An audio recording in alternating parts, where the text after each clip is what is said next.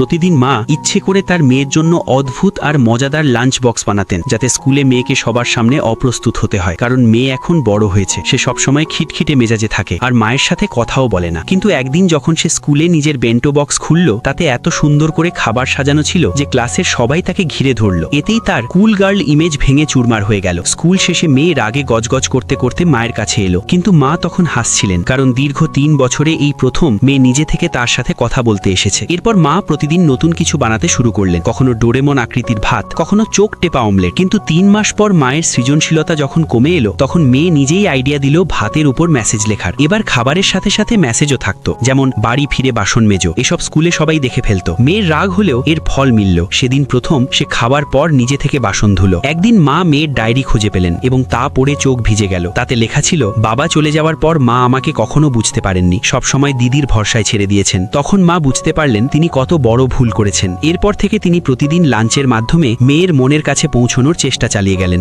বছর কেটে গেল, মেয়ের কলেজ গ্র্যাজুয়েশন এলো, সে এক বড় কোম্পানিতে ইন্টারভিউয়ের ডাক পেল। সে খুব খুশি ছিল এবং এই আনন্দ মায়ের সাথে ভাগ করতে চাইল। কিন্তু বাড়ি ফিরে দেখলো মায়ের ব্রেন স্ট্রোক হয়েছে। তবুও মা শুধু এইটুকুই বললেন, যা, নিজের স্বপ্ন পূরণ কর। গ্র্যাজুয়েশনের দিন মা শেষবারের মতো বেন্টো তৈরি করলেন। হাত কাঁপছিল, তবুও তিনি হার মানেননি। যখন মেয়ে স্কুলে পৌঁছালো, সবাই তাকে ঘিরে ধরল। সে লজ্জা পেলেও বেন্টো বক্সটি খুলল। প্রথম স্তরে সুস্বাদু খাবার থাকলেও দ্বিতীয় স্তরটি সবাইকে স্তব্ধ করে দিল। খাবার দিয়ে তৈরি একটি সম্মানপত্র সেখানে রাখা ছিল। তাতে লেখা ছিল, আমার প্রিয় মেয়ে, আমি 3 বছর ধরে এমন বেন্টো বানিয়েছি যা তোমার পছন্দ ছিল না, তবুও তুমি 3 বছর ধরে সেগুলো খেয়েছো। তোমার এই ধৈর্য আর ভালোবাসার জন্য এই সার্টিফিকেট তোমাকে উৎসর্গ করলাম।